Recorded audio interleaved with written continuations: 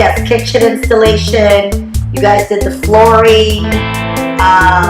You did the new addition for the bar door and the pantry, the extension of the dining room, the extension of the family room, extension of the master bedroom, built 2 walk-in closets, the extension of the master bath.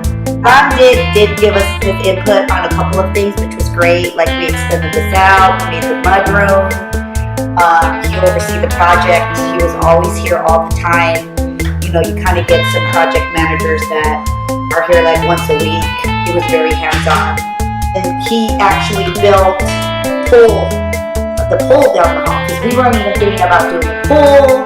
We wanted to keep our budget. We wanted just like, this is it, do the new addition. And then like, oh, we need a pool.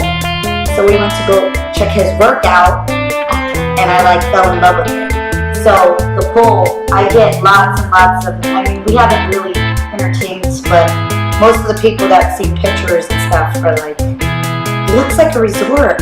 Who did your pool? Yes, yes.